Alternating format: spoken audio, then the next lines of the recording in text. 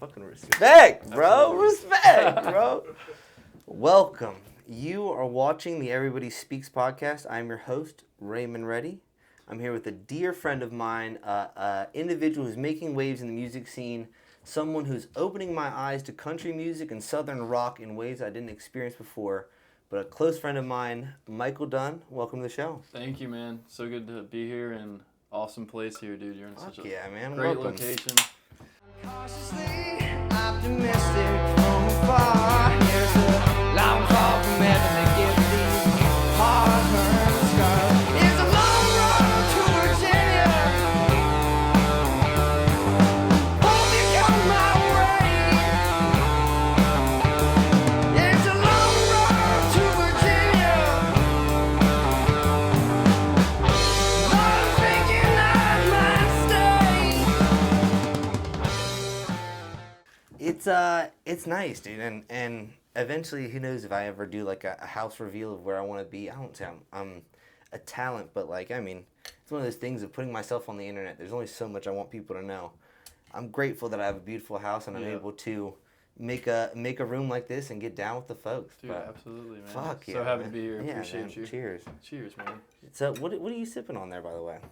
So yeah, dude, I just got into drinking a little bit of bourbon recently, like Okay. past year. Honestly, like I've had like a little bit of gluten issues. Ooh. And I was a big IPA guy, and those are heavy on and they just make you fat, to be honest. Well, the calories, and they make me go to the bathroom like no other, and I get the poopies. So, I mean, absolutely. as But you yeah, can see- bourbon's just nice. Like you can Shout sip out on Happy it. Dad. Great little choice bit. too, gluten free. Well, yeah, exactly. It's for my tummy. It's the way it works. Yeah, man. As you get older, bro, it's tough. Well, The decent. digestive system kind of starts failing on you. In fact, and you in one of your recent songs, you just dropped an album. Mike is the lead singer for Sugar Hollows. For those who don't know, we've been friends for almost probably about 10 years, 8 years now. Started in college.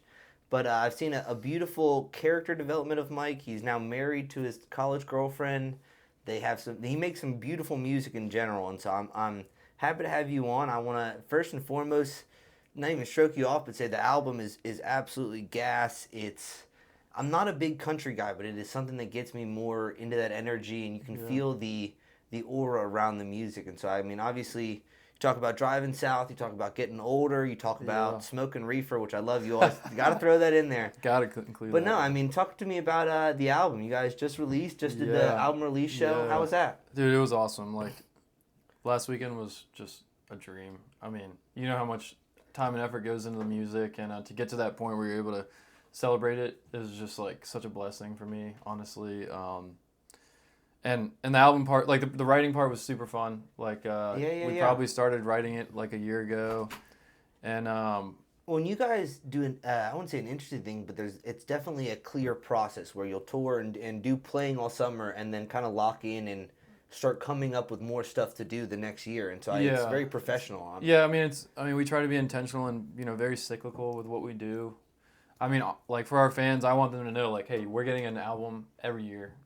And that's hard to do, to put out 10 song album every year, but we try. To commit to it and to be in a headspace to put out an album and dedicate the time to an album as well. I've worked with a couple bands that have put out an album and then all the energies are going different ways, and that second album never comes, and we're now approaching the second album. It's doing great numbers. As of yesterday, it was at all the songs were at 1,000 plays. I looked today. I forget which one's already up to 2,000, but it's I think Head and South's up there, but exactly. And Silver Bullet was up next, and I was like, this is the natural plays is what amazes me, and where I wouldn't say I feel validated, but I like music and I love finding stuff first. And you guys are up and coming, but making waves, and the pull you guys had last year was insane.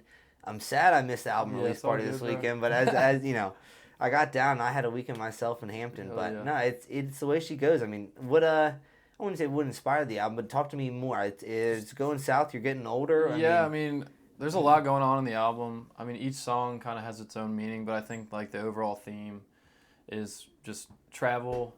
In motion. I think with the theme Radio Waves for the album name, like our idea was that radio waves are constantly reaching out and moving forward, and so that felt like an overall theme of the album. But I mean, it's really about like self-reflection, personal growth. adventure, exploration. Fuck yeah. No, and it you can tell the emotion that goes into it, and I mean we were speaking before this, but it's one of those things that, you know, I classify that as good music, and I'm curious what your constitution of good music is, because I'll go see an EDM show like this weekend, and then be listening to Sugar Hollows, and then I've been cranking for some reason. Throwback Lil Wayne is heavy right now, and I'm like, all right, hell yeah, fucking right, like. But it's funny. And so what classifies good music? What do you listen to? Yeah, I mean, I totally agree. I listen to all sorts of stuff, and I don't limit it to any genre. Like, it's what sounds good, what makes what you know, gives you meaning or translates meaning. I think ultimately a good song is, or a good band is, when they can translate meaning and a message through a song, right? So whether that's a really catchy melody or just the lyrics themselves, like, I think if you can make someone feel something with the song and they can have a connection with it, like, that's the goal. Oh, for sure. And it's I mean, it's got to be validating for you as the creator of some of these ideas to then see people like myself at the shows singing every word to the last album, and like, it's when you create that emotion in other people. I mean, it's euphoric in some sense, but I can only imagine what it's like doing it. I won't say every year, but kind of putting yourself in that pressure cooker, and then creating good shit. But it can be stressful. But yeah, I mean, like, whenever I go up on stage, like, I go up there and just try to be really humble and, like, thankful that I get the opportunity.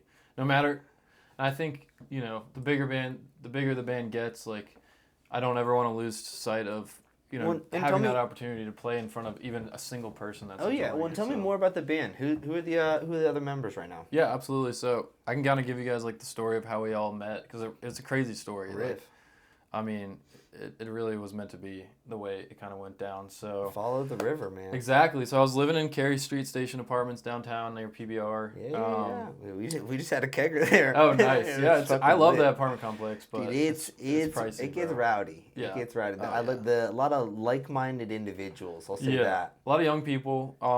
And so, you know, I've always played guitar. I've always loved singing. You can ask my high school buddies. They were like... Dude, what amazed me that you weren't in a band in college. And you played some... I remember some Christian organizations and small stuff, but never the way what you're doing right now, which is crazy to me. Yeah, and I think, you know, I didn't have the wherewithal or, I guess, knowledge to put a full band together. Mm-hmm. And that's why, like, meeting my guitar mate and bandmate Gabe really helped kind of... He helped guide me and figure out, because he's been in a few bands before, so he's had the experience of kind of starting it, and so, like, honestly, he made me see, like, we could do this, you know what I mean? And so he gave me a little bit of that confidence, like, dude, you got the chops, like, we could do this. So. Oh yeah. I mean, you definitely got the chops. This is your first formal band that you're playing shows with? Is that what it sounds like? Yeah, this is the first band. Not a church choir anymore? I mean, we did, felt FCA in college, but, I mean, it was kind of just hodgepodge, just pick a couple songs, guitar, and jamming together, Yeah. But so. No, that's fucking dope. And then I guess, so it started you and Gabe, and then who else got added there? And Yeah, so, the funny story about Gabe, so they're from Delaware, him and his wife, and so they just randomly decided, hey, they wanted to move south, get out of Delaware area. No sales tax in Delaware. I found that out yesterday. It's nice, but there's no, like, the music scene is just, there's it's nothing. Dry. It's dry. It's bad. Yeah. And so they were like, we want a fresh start. They just decided on Richmond. Kelsey and I were moving to a separate apartment in that complex. It was a 2-bedroom, so we're going from a 1-bedroom to a 2-bedroom. I was getting mail one day and come around the corner, and I see 2 people peering into my apartment, like, because it's all glass in front, and I was like, I was kind of rude. I was like, can I help you guys? Like, what is going on here? They're like, oh, we're so sorry. Like, we drove all the way down from Delaware to tour a unit, and then the people working there said that the people living in that unit they were going to tour were sick, so they couldn't do that. COVID. But I was moving into the 2-bedroom unit that they wanted to look at. So I was dude, I got, like, we're moving in right now. It's completely empty. Like, feel free to look at it. Yeah. Funny enough, that was the unit they were supposed to tour. So the property management group lied to them because they just didn't facilitate. They effed up and they made an excuse. Yeah. So I showed them. Showed them the room. They were super nice, and I was like, I hope you guys move here. Like, it'd be great.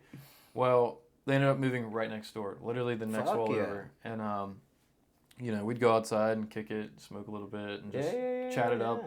And then heard him playing guitar through the walls, and then I was like, yo, you play guitar? Like, that's pretty cool, man. Like, I dabble a little bit. And then, we just started hanging out more, playing music.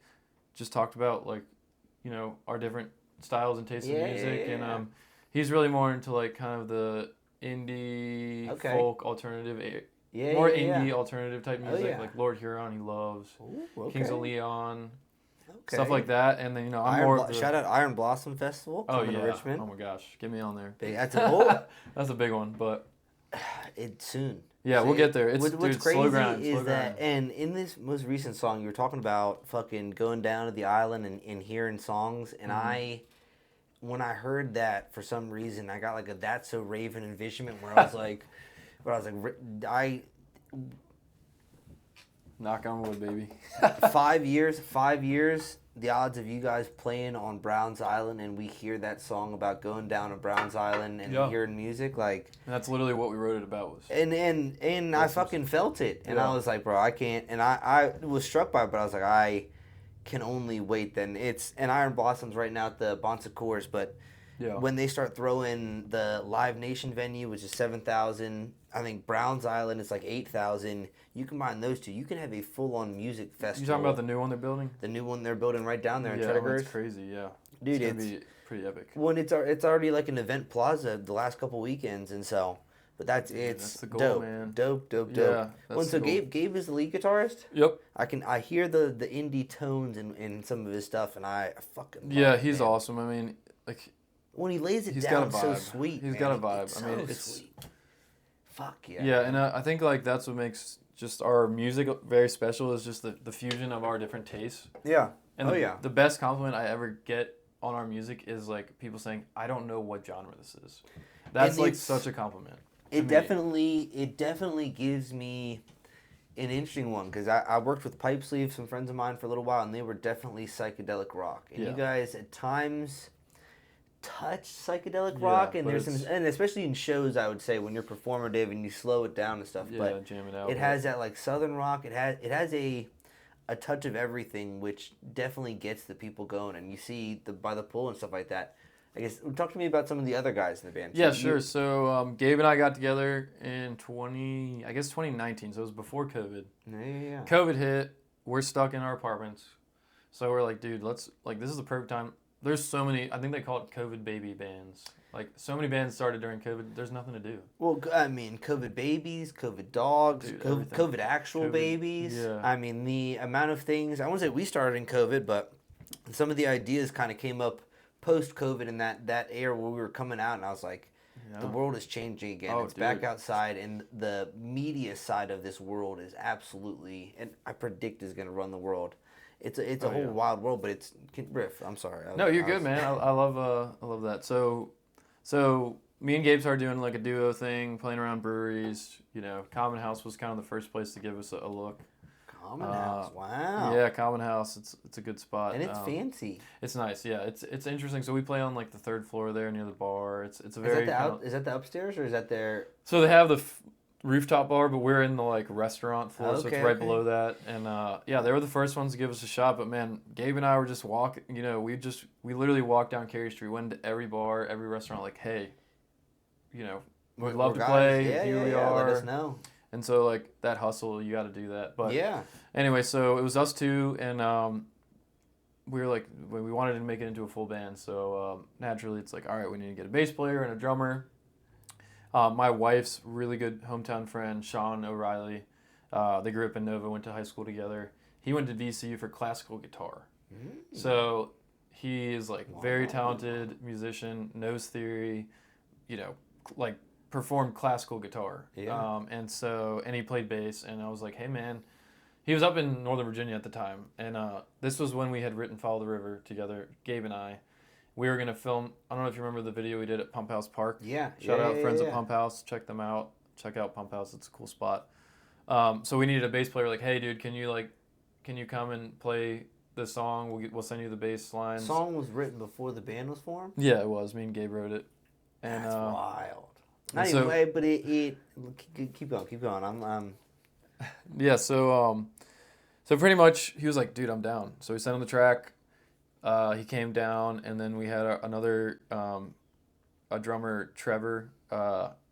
from the Saturn Death Cult, which is like a heavy metal rock band or death metal band. Yeah. We had him come drum for us, so he came and we did the video.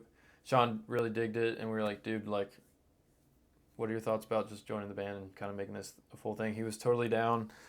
So he was in, and then the drummer was like the hardest thing to figure out. Yeah. I mean, it's easy to find guitar players. Drummers are a rare breed. Drummers, and like to find a good drummer, because if you don't have a good drummer, you're gonna sound like shit. Yeah. And like. Yeah, when they drive the band and the tempo, they keep everything together. And so we really were trying to be a little picky about, finding the right person. Yeah. And another thing about starting a band, like for anyone who's out there, like, dude, go start a band. It's freaking awesome. I love it. But you need to find people who are gonna be as committed as you are. And so, like, there's levels to it, right? And there's different aspirations and wants out of a band. So I would say for anyone trying to start a band, like, have those conversations in the beginning. Like, do you want this to be a hobby? Like, do you just want this to be like a weekend thing, like for fun? Or is this something that you want to see like a career out of? Well, in the intentionalness and I think the boundaries of it as well. And I've mentioned with a couple bands, it's seeing that work, and then as well you get to, once you decide on something, it's that interpersonal thing of like, you're in a relationship with another 3 guys, and if you want to pull out of it, like, you affect the environment of these 3 guys, and then people can get passive aggressive. It reflects the human rather than business. Than, really. I mean, it's crappy as it sounds to say that. Well, it's a business, but it's also a business about relationships. And if you can find some good bonds, I saw Hippie Sabotage a second ago,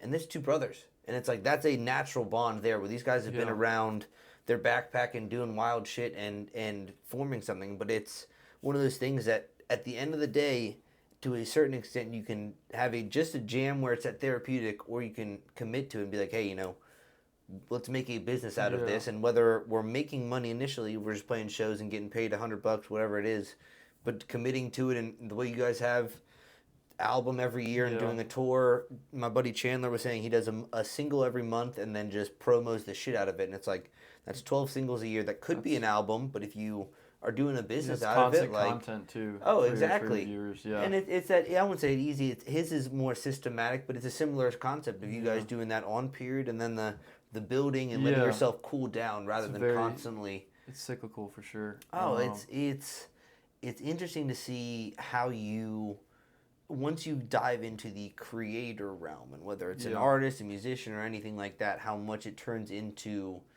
somewhat of a business where you're like, okay, well, it's the beginning of the week, I got to set up this, or it's the beginning of the month, what are my shows, or beginning of the year, I'm setting goals for myself. But a question I have for you, do you have a song famously titled "Follow the River"? Yes. What does that mean? And also, is there a specific river that I need to follow, like the River of Youth or something, or elaborate on that? That's a great question. So that song, how'd it come about? Honestly, we found a couple chords that we really liked, and usually our creative process is like, come up with a riff or a good chord or chord progression that's really catchy, and then how does that riff or how does that chord progression make you feel? Oh yeah. And so like that might guide the song idea. But for Follow the River, I mean, I don't think we knew the meaning of it until like we fully finished writing it. But really, Follow the River is just a metaphor for like following your dreams and your aspirations in life. And exactly. Trust. Absolutely. Trust. It's follow the river, trust the process. I'm gonna give you a little game. It's been a line of mine on some ladies lately of like, as I'm leaving for the end of the night, it's like, hey, I hope the river of life like brings our floats back together. And it's one of those things that like, when you truly believe in something or trust or whatever, like, you just kind of sit in your float, grab your beer, grab whatever it is, and just follow the river. Like, let it take you. And once you release, and I wouldn't say let go, but like, whatever it is that truly gets those people to let go and believe in themselves. Yeah. I would say that's where people start to get this traction, and then it's respect. Yeah. And I think my favorite line of the song is sorry. Go for it. My favorite part of the song is when we talk about like there's only so much time until you're gone, and it's okay to change your mind. So like yeah, exactly. So like it's okay to change your route or your course. And And like I think the biggest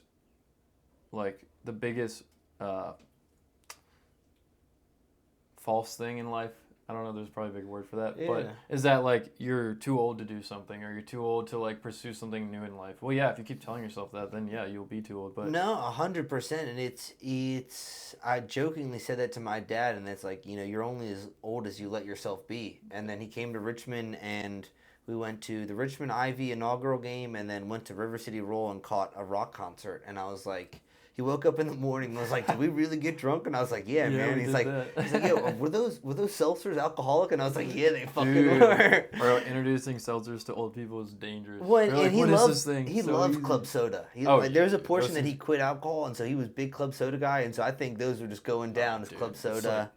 Easy. 8 a.m. rolled around real early for him. He woke up, just saw him drinking a coffee in the living room. He was like, "Oh man, that's fucking."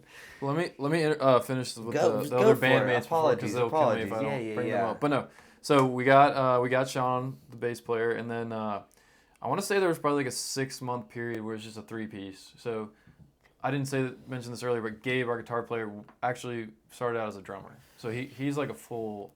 Drumming is his thing. Like that's where he started. He's an incredible drummer. So when we first started out, Gabe was on drums, I was on acoustic, and then Sean was on bass. And so, before we started, we always wanted Gabe to be on the electric. So we trying to find a drummer, and and that gives you the patience to be like, yeah, we're good. We got a guy right now. Yeah, we can make it work for now until we find the right person. And so Gabe and I both ended up moving out of Cary Street Station Apartments. He bought a house. And moved to Forest Hill. Okay. And we, it had taken us a while. We were really struggling, like, to find a drummer. His next door neighbor, Noah. Next door neighbor. So, like, Gabe and I met because we were next door neighbors. Mm-hmm. And then Noah met the band because he's next door neighbors with Gabe. So, like, I swear this all happened. Like, it was fate. It's crazy to think, but, like... I think it's fate, and I think it's fate that you guys all, like, left your respective places. Because you could sit in your apartment and be a raccoon and just and dial in, or like you hear the guitar and you're like, yo man, what's good? Like I rip too, and then next thing you know, push comes to shove and it's on. You've grabbed your neighbors and now your friends and your bandmates.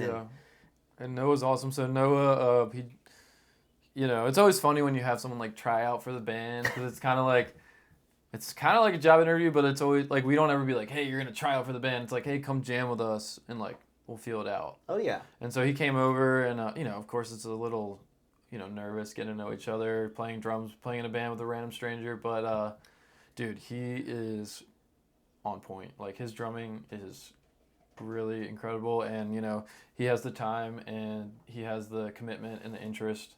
And so it was just a perfect fit. And he's such an awesome dude. I freaking love Noah. He's just a vibe. And so he was in. And so it was a 4-piece for a while, and then Gabe's buddy from high school, Hayden Chance, he's in a band called Chance. It's CHVNCE. Go check him out. It's like psychedelic rock. Okay. Really awesome stuff. Yeah. Big Deadhead. Like, he's an incredible guitar player, incredible musician. He sings too. He's the main singer in his band. But we brought him in, and he plays for us on the lap steel. And I'm telling you, the lap steel is the secret weapon. That lap steel. Fact. And it's like, I don't understand why more bands don't have it in there because it's such a unique instrument and it brings such an aura and a vibe to our sound. It's really, I feel like it's become very like instrumental in our music. So he does lap steel and keys. So a couple songs. Okay, I was gonna say it's one of those things as well. How hard is it compared to playing other instruments, or is it more so that it's just like I wouldn't say a dark arts, but it's like it's an OG blues? It's kind of a dying instrument. Like it's a very old school instrument. So he plays his lap steel is a 1950s Gibson lap steel from the 50s. So it was really big in country music. Yeah, no, and it's kind of like pop country has kind of killed it, honestly. Like it's not as prominent. If it is, it's just like little swells here and there in the background. But there's no. So you've got a lap steel, which is. Just a straight bench. There's no pedals, and then you have what's called a pedal, or I think it's called a pedal steel, where you actually have like foot pedals with it, which change the key of the. Note. I'm trying to remember. I saw someone in Charlottesville. Level. There was one guy. I fucking forget his name. He's this big black guy, but he fucking was ripping the pedal steel. Dude. Yeah, and so I don't know if people notice this, but you've got foot pedals, and then you have knee pedals. So if you push your knee left or right, it changes the note. So if you watch players, they're like doing this and this and this and feet, and so like you gotta really look at like what they're doing with their knees too. And I don't think a lot of people realize that. Well, the concentration of people, it's like, like rub your belly, pat your head, but like play guitar, hit the pedals, and then now you're doing keys and you're doing all these little moments, and like shout out to the one man bands out there because all their movements, or looper, like people who loop and stuff like that stuff's super hard. But I mean, another thing I will say, like we genuinely like get along too as like outside of music, like we are all really good buddies, and I think that's massive for having that bond. Like when you go see a band, you can tell if they like each other. Like you can tell if they're boys or not. Watching some bands kind of go through that relationship of falling out of favor, you can tell. Yeah, and like, it's like being in a family. I mean, like these guys are my brothers. And you said when you're talking about the drummer, I was gonna bring up the point of like playing in a band is like making love with people because you're expressing emotion, and there's times where like you feel someone is riffing and they're going in. It's like, you know what, I'm gonna sit back and let them keep going in, and then when it feels right, I'm gonna come bring the drums back. Yeah, everyone has their kind of place in the song, and you don't want to step on each other. An ecosystem almost of like, you're up there catching the eyes, but then if any of these guys want to come up and like steal the thunder from you, there's no there. It works as a team, and it's very. You can see the synchronization that you guys have kind of built up over years and become better friends and more absolutely. experiences. I think any wild experiences from the road? I mean, you guys have been on a band now for about 3 years, as I understand. All parts going. I mean, it's funny. I was trying to think of like a crazy story on tour, and I couldn't come up with like a specific story, but going out and seeing a new place because you're going to go play music is like so magical to me. To go experience and go explore a new place because you're playing music there, it is like the coolest thing ever. It's a business trip. It's a business trip, and it takes you all over. And you guys, I guess, what's the farthest north and what's the farthest south? What cities have you stopped in? Your favorite cities? So like right now we're really focused on the southeast. I feel like just with our music, like that's kind of our target area, target audience. For sure. So like our real focus is, obviously, Richmond's our home base. Charlottesville, we're trying to build out a market, and then Raleigh, Charlotte, a lot in North Carolina. So Raleigh, Charlotte, Wilmington, North Carolina, and then like Knoxville, Tennessee, Atlanta, Georgia. We'd love to go to Athens. We just played a show with our buddy Wim Tapley, who's the nicest guy. Like, I don't know if you've heard him yet, but he was nice enough to join the bill for our album release show. And he's super talented, shreds the guitar, beautiful voice. Like, he's got the full package, and he's literally like the nicest guy you'd ever meet. So, anyway, he's in Athens, so we're trying to get down to Athens eventually. He said that's a really cool scene down there. But dude, it's nuts down there. I haven't been, but so Southeast is the focus. Bro, Athens has a street with 90 bars on it. He was telling it was like the most amount of bars in like a square mile in the entire United States. It's ridiculousness, and Athens is basically Georgia University city. Yeah, like, and so he went to UGA and then How about them dogs? How about them dogs? Dude. And then he dropped out and was like, I'm doing music, but dude, he's that's a dope town. I have a buddy down there, Grayson. There's one day we literally just pulled up and he took me over to Savannah. I don't even know where we were, but we literally giant river through the middle of the city. We took some GBs at the bottom of it, and then walked about an hour upriver, jumped in floats, and floated back down to his car. No way. And I was like, dude, this is chill as fuck. Yeah. Like, this is the way it should be.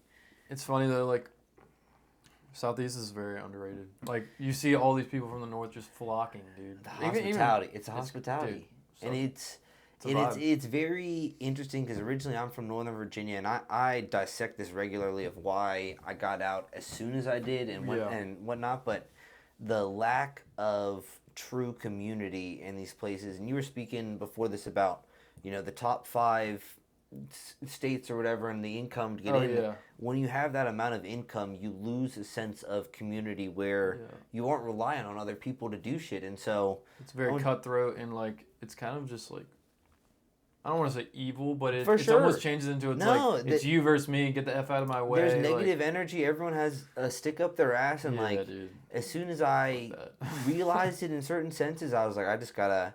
This place wasn't meant for me, and someone pulled me out, and then it drew me to Richmond. And now that I'm truly becoming myself in Richmond, becoming an adult, coming into this and kind of diving into some of these scenes that I've looked at from afar, but I'm like, fuck it, why not go to the roller derby? Why not go to the rap shows? Why not Dude, you're plugged in everywhere. Well, I love it. I love it. And part of it's like, I'm curious if it's my ADD and I just love meeting people, but I have this like freshman mentality where I see these cool ass motherfuckers and I'm like, yo, like, who's that? Like, I gotta know. And then it's now led me to go into a Daydream was one of those where I was like, I follow this guy Barry Pete. Yep.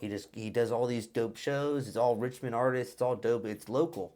And I was like, this guy's dope. And then I missed out on it last year. This year was fucking epic. Dude, yeah. It was from 1 p.m. until 11 p.m. all local artists. That's awesome, dude. And I was like, this is what I love. And then also the networking of it where like I'm walking around. Now I have a camera, so I'm the camera guy taking pictures and documenting the scene as it's happening. But like there's the people performing and we're speaking about this part. I'm riffing right now, if anything. No, dude. The freaking pen's going. But the side of it that Richmond is, that I'm loving seeing coming about Richmond is the blogger, podcast, that second aspect of media where we are now, there's a second part of you guys having noise. You got on our podcast, but it's creating noise about these artists and having it be not just bands be like, yo, come to my show. It's like you have Barry Pete, you have everybody, there's these different production companies kind of helping organize and promote, and the scene in Richmond is fucking beautiful to me. Awesome. My curiosity to you, I guess the next question, unless you have anything you want to say.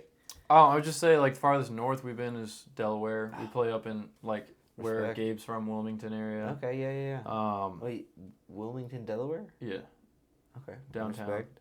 Just there's one Wilmington. We all know yeah. But respect. That's it's like facade. Okay. That's pretty much like the main spot to play in Delaware, but I don't know. We're really focused on the South. I mean, I would love to get up like in New Jersey, maybe New York, but it's just like I feel like the Southeast is kind of our main target area and our main focus for our market. So well, definitely as speaking about it as a business, it's definitely a easier market and more compatible market for you guys to jump into playing that kind of southern feel good music. My curiosity and to shift it a little bit, what are your thoughts on the scenes of Richmond, where it's going, where it's coming? Our buddy Chandler, the guy that got on the third episode, he's jumped on the top 25. We have two other guys in Virginia that are top 1 and top 2 in the country. It's crazy. Virginia's on the up. What are your thoughts as someone in it and experiencing some of that? Like bowl? Richmond specifically? I mean, or just Virginia? Both. I mean, Richmond. I mean, so I grew up in Richmond. I was born here, and like my North parents. Side or South Side? South Side all day. Okay, respect. Yeah, Bon Air area. Respect. Absolutely, but North Side eats, but respect the South Side. They eat as well. It's kind of low key over there. People hate on it, but I like. There's some gems. Yeah. So, I mean, my parents moved down here in the '80s. Like Richmond in the '80s was different. It was sketch. If someone was telling me that there's a nude beach that in the '80s was one of the largest nude beaches on the East Coast, I believe it. Now it's not quite the same, but it's changed. But no, I mean, it's the city's grown a lot, and like especially in the past 10 years, like it's blown up. I mean, and I think it's for the better. Like obviously there are growing pains and like, you know, parts of it that are kind of annoying. But I mean, it's so cool that I was able to be born in a city where people are like flocking to and are interested in. And I mean, the music scene itself is really, really awesome. Like there's so many good bands in the area. And honestly, I feel like I wasn't really tapped into the local scene until I started making music and kind of getting tapped into all the other local bands. There's so much good music in the city. It's coming out, and it's like Daydream was a really good depiction of all the different things going on, and that you have artists like Doe Eyes, you have artists like Butcher Brown, you have artists like Mike Millions. There's all genres. Like there's no like heavy focus. There was a folk country. There was a hip hop. Mike Millions is a straight up rapper. Like he has some great shit. Like Palmyra, another excellent one, and I hadn't respected them the way they needed to be. They just won the NPR Tiny Desk thing, and it's like as I realized it, there were, I think, 3 bands that had all played. Actually, Butcher Brown definitely played a Tiny Desk. I'm not sure if Illiterate Light had, but they played Jam in the Van, Pauly Shore's. You want to hear a crazy thing. story about Illiterate Light? Go for it, riff. They're sick. I love their energy. So one of the members of Illiterate Light. So Gabe moved to that house, right, on Forest Hill. They moved out of that house like 6 months ago. The guitar player for Illiterate Light bought that house. So now our old recording space and practice space is where they're practicing. They were talking about it. They were like, "We just bought a house outside. Yeah. It's fucking dope." And so I think he had reached out to Gabe, was like, "Hey, like I play music. I saw y'all's practice space, like, and you know, I love people that sell houses to the not for whoever's the highest bidder. It's yeah. Oh, he respected that like these people are going to be making music and using that space for the same thing we used it for. No. And so it was like a no-brainer. It was like, and they're fucking sick. But I was awesome. Like, it's nuts to see the growth of Virginia artists in general, because we have, I guess now there's 2 NPRs there. It's just crazy. They're coming out of and it's somewhat, Virginia's learning. One of the things I love seeing about Virginia, and it's kind of getting exposed right now with Live Nation, is that a lot of the businesses and venues are all in-house. And it's all like they go to the off-brand ticket companies because they're getting the fees correct rather than Live Nation ripping them off. The Broadberry Entertainment, I fucking love the Broadberry. The more I dive in, the more I'm like, this is the fucking... They're doing it the right way, for sure. The right way, and it's their ability to say no to certain things and creating Live Loud concerts to compete with our venture. And like, I love Friday Cheers, don't get me wrong, but knowing that Broadberry Entertainment is run by people from Richmond, and I know their faces. Like you know Carly? Which one's that? Is she the blonde? Or who's it? Which is? She's brown hair. She handles like a lot of the bookings for like Richmond Music Hall. Okay. Not yet. Broadberry. Maybe. She's super cool. She was at our album release show, but like the fact that she came out to see our show, like that just kind of speaks towards. Maybe. I think I might. You probably have. She's like everywhere. And it's funny now because I'm the online persona of Everybody Eats, and so some people know me as Ray. A lot of people just say, "Oh, Everybody Eats," and I'm like, "Oh, fuck yeah!" And I'm like, "What's your Instagram name?" Because that's unfortunately what I know you as, rather than your actual name. And it's like I go through and check and try and make sure that I don't have too many bots following us or something like that. But like, it's an interesting world. Fuck yeah, Mike. I appreciate you getting on. Absolutely. We're at the 40-minute mark. Dude, we're rolling. I was like, this is my first podcast, so I was kind of nervous we weren't going to fill the time, but it's just... Oh, and it's interesting as well, because, like, as some of this, I call myself the curator of vibes, and especially being on camera with someone, it's kind of riffed off, like, how's the other person doing and stuff. And I've watched some videos about guys that get on streams and shit where, like, right before they're like, yo, just be yourself. And then they turn on the camera, like, and I'm like, yeah, like, that's good. It does help break people down. But as I see it, like, I'm learning ways to get people more comfortable and to kind of get that energy out of them. And, like, you and I are good friends. We play disc golf. That'll come soon. That was the original plan for today, was to go play disc golf, strap on the mics, and see what happens. I kind of like this idea better because we're getting the formal podcast and getting proper media rather than riffing. But you're gonna wax me on camera too. I don't know about that. Well, it would be amazing to me to see if one of us actually gets an ace. Could happen, it's like we've played now for I think 2 years together, at 3 or 4 courses. Richmond has a great scene. Dude, one of my favorite things to tell people is that Bert Kreischer shot his fucking summer tour video at Bryant Park playing disc golf. And I was like, brother, he's like, oh yeah, man, this is sick. Just throw that shit. Oh, yo, I'm coming to so-and-so. Were you there when we played Bryant Park and they were filming a movie there for John Heater or whatever? Freaking Napoleon Dynamite's just out on like hole 4, just in like a ninja costume. What the hell is going on? Dude, it was ridiculous. And then now they're doing, shout out Devin, our cameraman, the other camera guy. He's an extra in Pharrell's movie right now. That's crazy. Dude, Pharrell's doing so much for Virginia Beach and like the whole... Well, did you hear about the water park venue that he's talking about? Allegedly. I think I did see an article or something about that. But... It looks like a fucking, wave pool that's like a giant, it looks like a baseball park, basically, where the home base is a giant, like, stage, and then the beach is, like, the lanes, and then there's literally just a water section in the middle. Oh, my. That's genius. It's like, I think it was... I'm bad with gotta have some numbers. lifeguards out there. Oh, I think it's like 225 million is the allotted what they need to do it, but they're inching towards it. It stretches towards this thing, and that's an interesting conversation we can go towards of like. Yeah. You said you're from Richmond and seeing this growth the last 10 years has been crazy. Yeah. What is contributing to that growth? What's happening in Richmond? What are your thoughts on it as a Richmonder born and raised? And I mean, what's contributing to it? I feel like the layout of the city brings people in because one in the river is like such a monumental part of the city. Follow the river. Exactly, and like I visited other big cities where like their waterways are just like disgusting, filled with trash.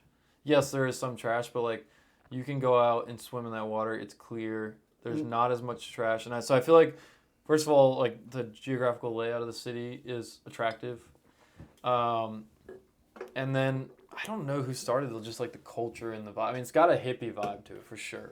Well, it's the hippie to put it from, and I've done a little historical research. I've talked to some very intriguing individuals. There's this guy called One Eye Wonder.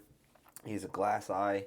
His name is Travis, and he's heavy into the skateboarding scene. And he talked about this. The Broad Street has always had this grunge kind of rebellious vibe, where it's not even fuck the man, but like many people from Richmond have not always had access to a lot of things. And so now, as it's coming, they still have that more fire, where it's like, like fuck big business, fuck all this shit, and there's that pushback where I wouldn't say it's a blue collar city, but it's a very real city where if you're able to survive here, especially business wise, if you're an entrepreneur or anything, it says volumes because we don't have that upper scale investment, which we're corporate bullcrap, like, especially we're getting right now, where you're seeing Scott's Addition, Boom, the Diamond crazy. District. Apartments It's a dope idea. everywhere. Dope idea of redoing the baseball stadium, putting eight apartment complexes, an indoor-outdoor sportsplex of like, I think it's 4 basketball courts, 2 tennis courts, pickleball, and then a futsal-style soccer court. I was like, I mean,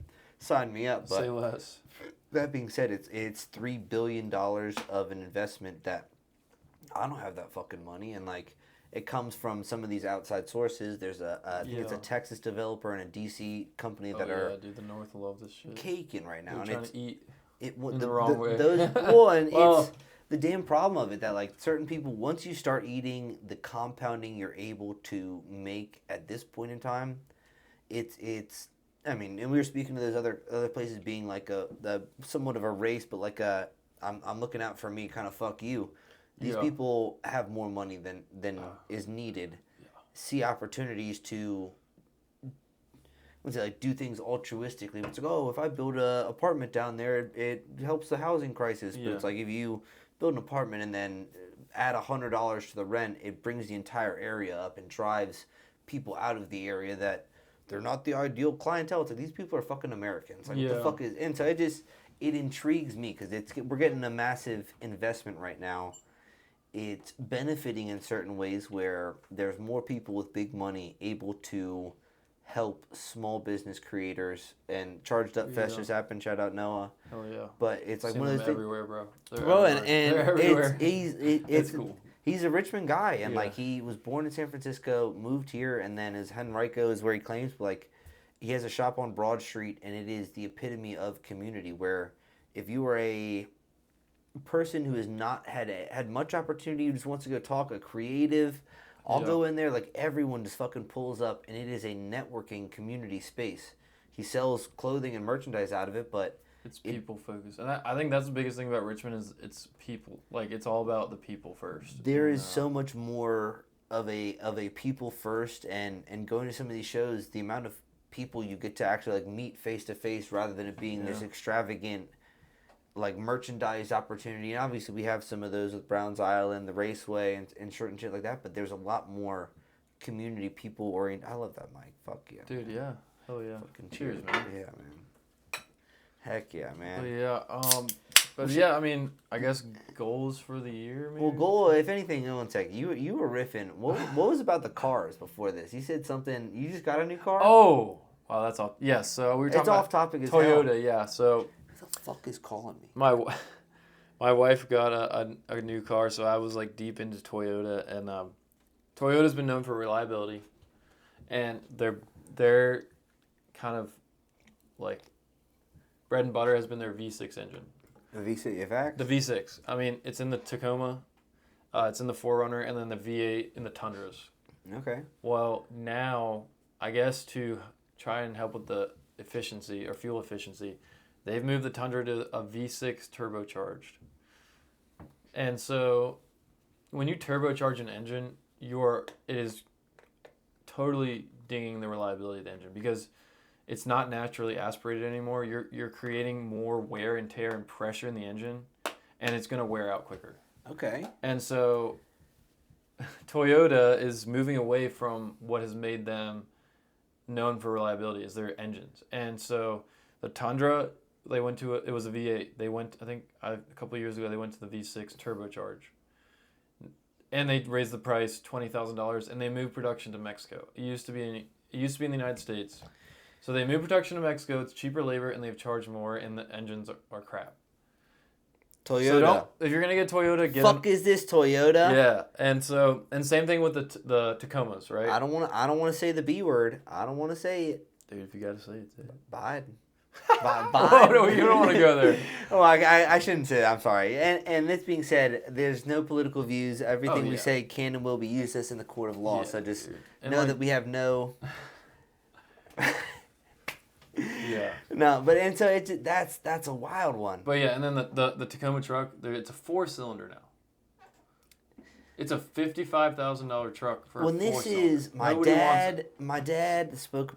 I mean, told me about this. There's something I feel like old people mention a bunch, and I feel like, let me say this: they mention it a bunch. It's a double-edged sword because if you look at all the CEOs, CFOs, all these people, they're old people. Oh yeah. But we are building a world where things are meant to be sold. It's a consumeristic market. Well, but they want it to break, so you have to repair it. They're going to make more money on the back end. No, and mechanics. I mean, if you make a car that's supposed to last forever, how the fuck are any mechanics going to get paid? It's like, obviously, shit's going to break, but if they're making it breakably, it's almost like they want it to break.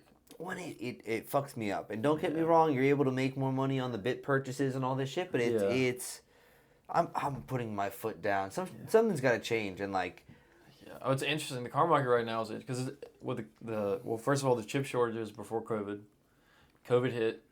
It was impossible to find cars. Now cars are filling up on lots right now. You can get, if you're looking for a car, it's such a good time to buy because it's changed from a seller's market to a buyer's market. Because for so long supply was short and they were just jacking up prices, and now there's so many units available. But prices are still sky high. Supply and demand. Supply's caught up. Prices were way up. They have to come down. So, anyway, I could go on and on about cars, but yeah, it's crazy. No, when I guess a curiosity, and this may end up getting cut just because I'm curious about the censorship of America, but it's one of these things that I'm an admirer of. RFK Jr. because he's kind of calling out some of these big businesses and things that are running the world. I guess without getting too deep into politics, I guess what if you could actually fuck that conversation. We'll cut that out anyway because I don't want to. It geeks me how people get so triggered. Well, not even triggered. The internet, and when I say the internet and the algorithm, they're listening. And my friend Steve commented on my post last week and just commented Kennedy. And I had a bumper sticker of one of the pictures, but then Instagram asked me if I wanted to hide his comment specifically. Dude, I don't like how Instagram's doing that. Like, before you comment, it's like, hey, just be careful. Like, don't hurt anyone's feelings before you comment. I don't mind that. And Pokemon Go does that when I open it up, and I'm like, Martin yells when he opens this shit up. So, like, you got to be respectful of others. Like, a reminder to be respectful. But the limiting of free speech, censorship, it's not cool. And the more I dive into it, the more I'm realizing that there are people paying the bills of some of these platforms that are saying, hey, do you mind just taking this Go word and Xing it out or censoring it? But it amazes me because I might even have to, I wouldn't say might have to cut this. I've thought about diving into this topic, but I know that as soon as I dive in, things are going to start happening in censorship. And so it amazes me there. We'll leave that one where it is. So you've been a Richmond resident for your entire life, or for most of your life. Yep. Richmond right now has a certain proposition that the people's budget of Richmond has PBR? That's what I fucking said. PBR, not professional bull riding, a piece of beer in Richmond. No, the people's budget of Richmond has $3 million to decide, and I should say the people of Richmond have $3 million. What would you do if you were given the keys to that bag? Dang. To the city of Richmond, to the state? I mean, what are your thoughts? I'm like, okay, well, I want to say that's a lot of money, but it's really not if we're talking big scale, right? In the scheme of things, it amazes me. It's like, at one point, it's like I've never seen $3 million in my life. If we're talking about like state-funded facilities, $3 million might be like a year of running time, and then you're fucking cooked. All right, $3 million. I think what I would build is a little bit of like a tram line. Ooh, so elaborate. Just for like people trying to get out of downtown or like going out. So like, it's getting way more expensive to buy houses. You have to look way outside of the city if you want like a decent sized house. I think it'd be really cool if there was some sort of tram line, like keep it simple. So one line out to the West End, one line out to like Bon Air, one line out to like Cosby area, a giant like plus sign. It's like one from South Side all the way up to the Raceway. So you can just go out for the night, hop Willow in there, Lawn get to home. fucking Churchill. Yeah, I'd say a metro system, but that's kind of there's two parts of like, is it a metro system or is it like a gondola where it's like there's just a rope swing going on? No, it's like a straight tram, like kind of in DC where they have like the metro. The metro, that kind of vibe, but not a ton of lines, just a couple, just to get you out to the main areas so you can. Cut down. No, and it's interesting because I think Richmond was one of the oldest cities to have electronic trams or trams going east to west to help people do that. But it's definitely the city's growing. In this day and age, things that get forgotten are some of the accessibilities, like having a car. And there's one night I got humbled. I was leaving a club kind of drunk while shooting the documentary about Richmond right now. And I asked this lady, I said, what would you do to change Richmond? And she's like, I would increase the pay for state-funded blah, blah, blahs because it's 1 a.m. and she is calling an Uber to get a ride south side so she can go home. Ubers aren't cheap anymore, dude. Oh, fuck. Dude. Not even cheap, but this is money that people are spending that should be as accessible for them to get to work and get home from work safely without having to spend more money. That it's... And like the bus program we have is like it's decent, but it would be nice just to have somewhere that's going to take you because that's only in the Richmond city limit. Yeah. So it's just a something greater that would Richmond take you transit connection or whatever. Yeah. But that being said, it only goes so far and it only runs to a certain time. Yeah. And so it's definitely an idea. I love it. Yeah. I fucking love it. it. Decent. Yeah. Decent. We're approaching. We're 55 minutes right now. Dang, all right. This is doing decent, by, man. You're what?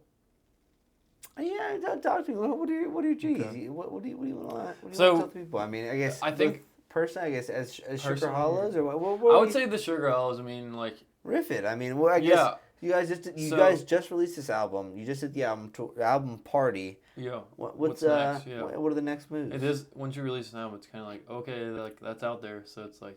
Now what? Mm-hmm. Yeah, I mean, you definitely want to celebrate it, right? Like it's a big accomplishment, but I mean, also it's like okay, well that's done. Like time to move on, kind of thing. Oh yeah. I would say our goals for this year we're pretty much nailing. It's funny when you start a band, you go from like asking every single bar, coffee shop, restaurant, hey, can we play here? Like we're a band, and you're gonna ask 100 places, and maybe 2 will say it. Sure, maybe. Oh yeah. So we went from like just going around, asking around, and getting in a couple spots to breaking into the brewery scene. I would say last summer we were like really broken into the brewery scene, restaurant scene, and Hardywood. Yeah, and I would say we were playing too much in Richmond. We were playing, and there's a concept of overplaying the market. Yeah. And, and as a band, like you do not want to do that because, you'd rather have quality over quantity of shows and definitely. And it's like you can't get people to come out every other weekend. There's only so many times you can, and I wouldn't say, obviously they're fans or friends. There's only so many times you can ask them to spend money on you before absolutely. They start considering other shows. Yeah. And I mean, I love you guys, but I was like, all right, Pretty Lights in Hampton or fucking Sugar Hollows. And it's like Sugar Hollows are probably going to play 1 or 2 more times in Richmond before it goes, but one of those cost value things where you continue. Absolutely. So yeah, I mean, I think just we went from kind of trying to get into places to being like everywhere wanted us to play at breweries and restaurants, and the brewery gigs are fun, but they're long sets, like 3-hour sets. You got to play covers. It's just a different vibe. And well, so, it's two things here, I guess, and one of them, shout out Luke, the producer, right now. He asked me, what is your favorite venue in Richmond to play? That's tough. That I've played in? Because I can't really speak to ones I haven't played in. Well, more so, I guess, that's a two-part question. What is your favorite bar to have a good time in? And then, I guess, second question, what is your favorite venue to play in Richmond? That's tough. Okay. Favorite bar? Oof. That's a really hard question. I think my favorite place to grab a cheap beer is I like the Village Cafe. That's so off the wall, but it's very, very VCU minded. Yeah, that being said, it's a good one. Yeah, and I mean, I don't drink a ton, so I don't know about. I'll probably give you a shitty answer there, but favorite venue that I played. We just played the Get Tight Lounge. I would probably say the Get Tight Lounge. It's a vibe. I love the energy. Yeah, and it's such a perfect sized. Like you can fill it very easily. What's the capacity? Do you know? It's probably like one. I don't know. It's over 150. Yeah, it's probably like 150. That's safe. But if you have 100 people in there, like it feels really packed. And it's like tight, narrow. The neon lights really give it an aura, a vibe. A weird vibe, and I dig it. I love shows there because it's very intimate as well. Like you're able to get right in the front. You're able to slide around the side if you want to sit down. You can do it all. And you can tell like the owner of it like had a vision for the place, and like you can see that vision. Well, the local was there initially. Was there anything in that back alleyway? No, there was nothing there, and they were like, "Yo, this is like." Why not? Why are we using this space? And so, like, that's what I'm saying. The owner of that place, he had a vision, or he or she, I don't know who it was, but they had a vision for the place, and you can see that vision when you go in there. So that's probably my favorite place. But I think our goal, like, where we're trying, like, next places we want to break into are definitely the Broadberry, which is Broadberry Entertainment Group. It's hard. It's hard. We're going to get in there eventually as an opener, but... No, at the very least, and I love it because like Richmond is cutthroat, and I know a couple guys that work in their schema that like I love realizing, and the Camel is the basic Richmond show. Oh, Camel's awesome. Then you go to the Broadberry, and I'd say the Broadberry and Ember Music Hall are now on the same tier. Spot. Ember is not as big as the Broadberry lengthwise, but has a certain energy to it. It's got some girth to it. I dig it. It's definitely. It makes it like it's a smaller spot. It's a newer spot. Definitely has some I wouldn't say outside investment, but to have the production value that they've had this year, where they have light boards and really lasers, cool. It's dope. It is the drinks are a little expensive there. I won't lie. Respectfully, but then you level up there, and it's like the Broadberry is the next level, and then once you go from the Broadberry, it is the National and Browns Island, and so there's levels to this shit. Yeah. And it's beautiful to see how bands maneuver them and then also work their ways up where, like, you know, Chandler's playing, he's getting close to selling out the Camel right now, but it's also such an intimate show that, like, would you rather sell it out or have, like, a kind of half sold out you don't want to have, like, the worst is when you have, like, 15 feet in front of the stage where it's yo, guys, like, come on in here, like, come in front. Yeah. So definitely something to be said about, like, having the right space and being able to fill it. But yeah, I mean, like, talking about goals for next year, we're really focused on... So for 2023, our focus was don't overplay the market. Go reach out to other markets. Start tapping into Charlottesville. Like, be intentional with other markets. Building out a fan base in other places. And kind of just transitioning out of the brewery scene to more venue-type shows and ticketed events where people are there to see the music. Okay, that was 2023. What's 2024? 2024. I mean, in the midst of it right now. Yeah. Well, I think I mean, for like, I guess we're kind of on like a 6:30 year end. I'm an accountant, so I'm talking accounting numbers. But yeah, I mean, like we just finished the album, so like from here on out, like the goal is to make another album, 10 songs. 10 songs. Yeah, I like that our fans like we let them know what they can expect. An album every year, 10 songs on every album. Okay. That's kind of what we're going for. Yeah. And so the goal is put out another really good album. Well, I guess are there any places? is there a tour going on? You just did the album release show. Are there any shows queued up? Yeah, I mean, we've got, so our next big Richmond event's at 804 Fest. Hopefully you're there for that. August 2nd. I'm already aware. All right, I'm already, and this Ray Day is going to... it's going to interfere? No. No. It's eventually, I want to throw an event, I guess 2 to 3 weeks after 804 Day, because my birthday is the end of August. Yep. The last weekend in August, I want to start throwing a Daydream style festival. Dude, let's do it. And like realistically, you are the headliner, need to be on that list. I've talked about throwing shows. I'm curious what it like takes of like, yeah, if I go up to the Broadberry and I'm like, look, what does it take to rent out this space for a fucking event? I'm gonna fucking do it. And then like, there's a lot of mathematics to this. I have friends. Rhythm City just did this shit with the Autumn Revival, and they're not like, they were just being honest about it, of like the amount of time and effort it goes into booking all these people, making sure that everyone knows, and then also making sure that everyone's getting squared away correctly is time consuming. And so it is. I mean, and I think that's one thing you got to realize is like, it is a business for these venues, so the numbers have to make sense. I think the biggest thing is going to them and saying, hey, we've, get your band straight and be like, we've got these bands, we've, based on their previous performances, we feel very comfortable that we're going to sell X amount of tickets at X price, and, we'll be able to bring in, enough people to make it worth their while. Oh, yeah. And, yeah, I mean, just looking at it as a business. Because, like, these venues, like, it's a business. They need to do events that are going to be profitable, right? So it's an interesting thing, because you said the B word there, and it's business, but it's recently, and something in portions of Everybody Eats, it's to have something be a passion that you want to take to the next step. It is about creating it as a business, or understanding the business side of it, because don't get me wrong, I love hobbies, I love painting and doing all this stuff, but if I'm going to commit to something, there's a business side to it. And so I guess, not even a curiosity, but it's that realization that what made you guys realize the business side of this? Or when obviously you're making a band, but what was that stopping point?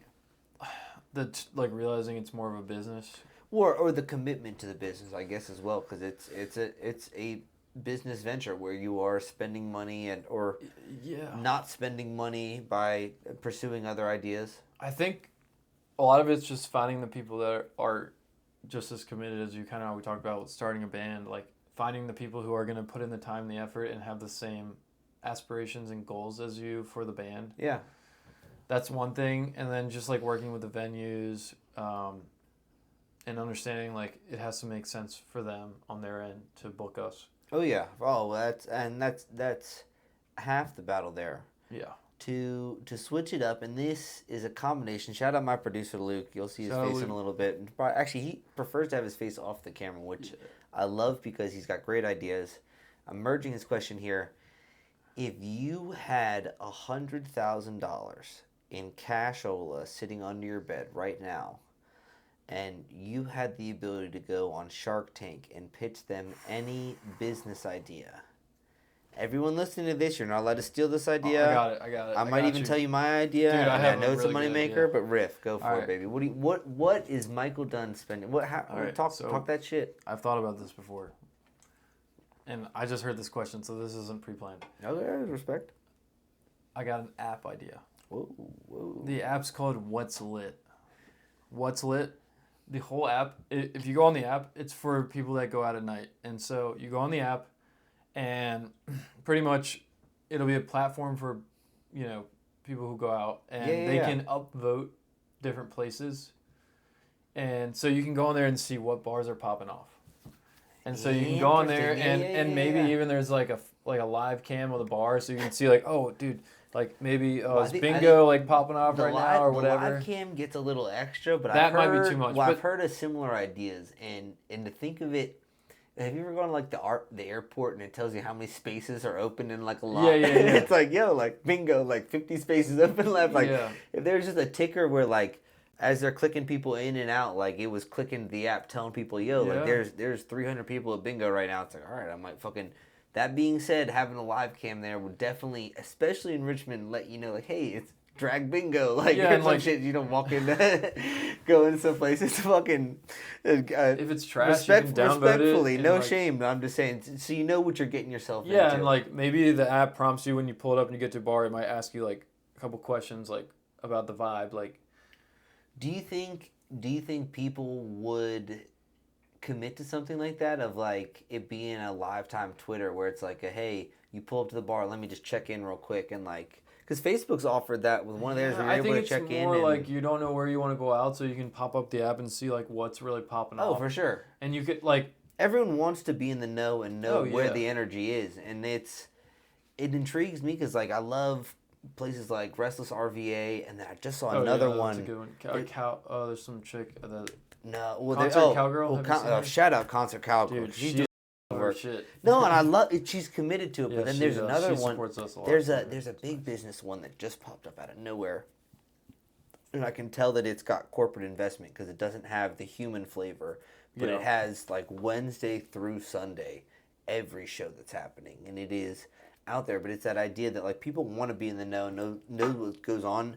People come to me and they're like, yo, Ray, what's going on this weekend? Because I'm always in the know. I have that ADD, but it's like I literally just go to these apps, see all the shows, and I'm like, all right, I know. You're like the hub for what's going on. Well, if anything, it's knowing the venues and then knowing a couple of the energies about the bands where it's like, all right, I've never heard Knifing Around, but Knifing Around plays at a lot of fucking venues all over the place. And it's like there's a bunch of bands that I'm might as well just go see, find a cheap ticket, $10 ticket. That's a beer right there.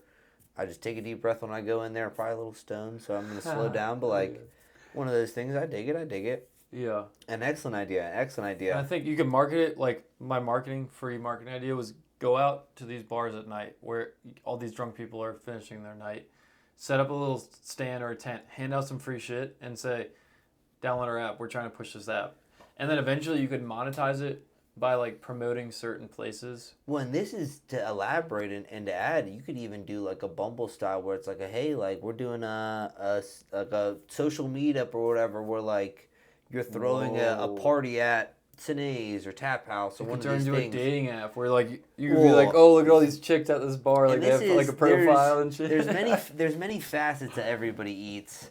Eventually, we were talking about us possibly being a production company. I would love to be I haven't quite fathomed or written it down, expelled it out, but it being some type of like dating service where it's like verified non-weird people, and it's like, hey, everybody dates. It's like, hey, come out to these events. Yeah, it's like we're able to filter out casual, bring your friends, but then we're like encouraging you to go meet random people and stuff, and like having it be that everything idea. And but there's markets for it. It's very much one of my favorite for the wrong reasons because I kind of clown some of these people, but I don't comment it. I keep I keep my internal thoughts to myself. But I found this page called Adulting in RVA, and it's people that are like looking for friends that in Richmond. And I think I've seen this, dude. And I dig it. I mean, like people want to be in the know. Internet, like that's what it's for. It's meant to connect. There's spaces where it's negative and it's not as fun. Yeah, I mean it's like anything in life. People are gonna use any tool or resource. Like people are gonna use it for the wrong ways, but there's also a lot of positive things. And it's bro, that's the dichotomy. I want to say my doctor thought I was bipolar because I kept just telling him, I was like, yeah, like there's good and there's bad. I mean, there's good and there's bad. I was like, I mean, it could be good, it could be bad. He's like, bipolar. He's like, nah, it's gotta be. I was like, I mean, dude, it's just, but it's crazy because the world works in some crazy ways, and you guys have had a beautiful kind of growth, and then now seeing the way this album's working its own magic. Yeah. Like and I was curious, I guess, when you guys dropped your self-titled Sugar Hollows album. Yeah. The streams, Follow the River did you guys merge streams or anything like that? 'Cause that shit. So one thing.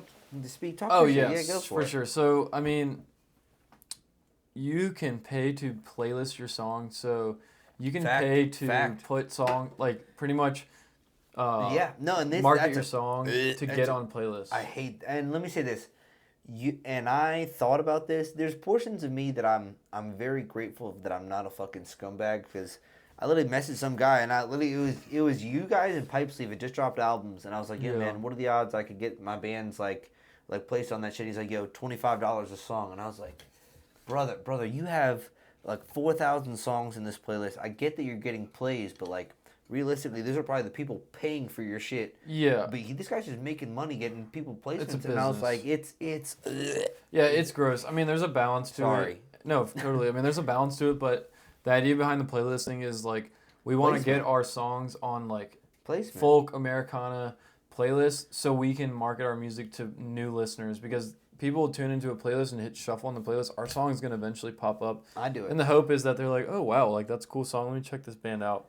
And it's when you talk about the business side of it, the click-through rate, CTR, is the most important thing in the algorithm. Dude, I don't even know. Like, and it's funny, let's talk about social media. Like, being in a band, like, that is such a big part of being in a band now, which sucks, because, like, we literally hate, like, we don't even know how to use Instagram half the time. But I always make it a point every show to say the best way you can help us out is being right where you are and being here to support us. And the second best way you can help us out that takes 30 seconds is a quick follow.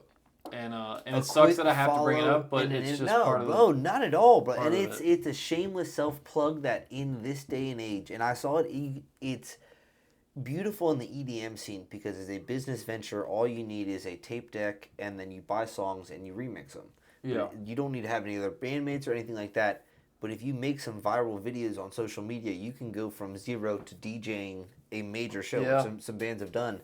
But for you guys, it's one of these things, and the click-through rate is basically how long someone is looking at your page. Okay. And whether it's a post that you have of like, hey, come to our show, or whatever it is, it's all a business. The algorithm is sitting there watching how long people are monetizing that. The first 15 minutes of it says a lot, where like the algorithm doesn't know, so it's throwing it fucking everywhere.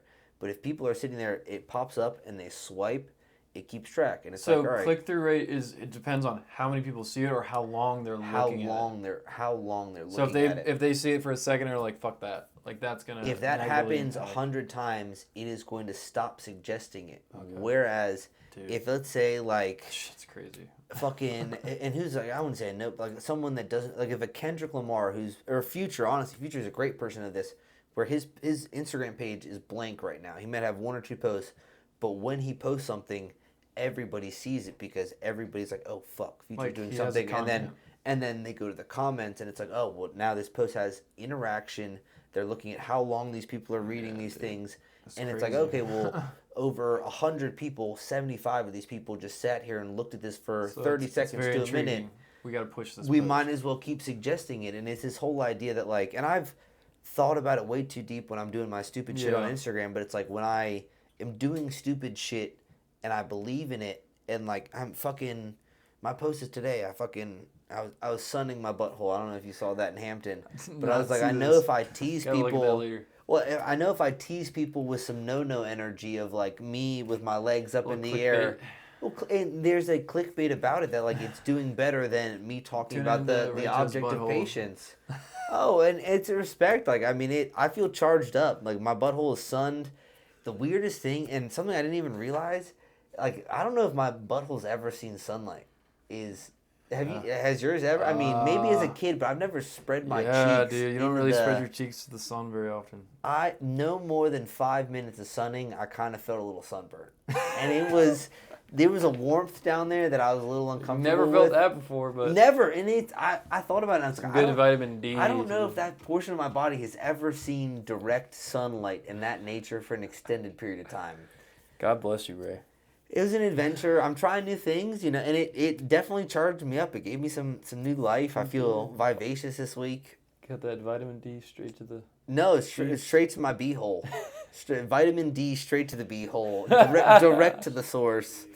No Diddy. Don't get it twisted. We're talking about the sun, okay, guys? Exactly. I was sunning my beehole. Shout out. No, I mean, respect. Absolutely, man. Fuck yeah, Mike. Dude, thank you so much, bro. Seriously.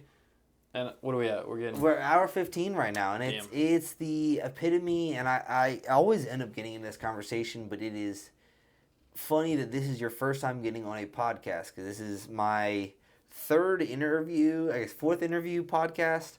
But the I don't say lack of this, where Virginia's starting to create these spaces, and I've seen a couple others. Shout out the 804 podcast. Shout out Smart Minds Good Times. There's this 18-year-old from Henrico that literally, and this shit blows my mind, and I kick myself somewhat.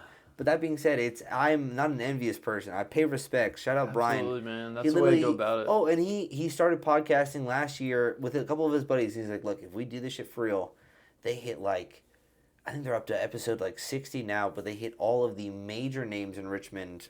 F&F Chop, G Sambo, some of these OG Richmonders. Yeah.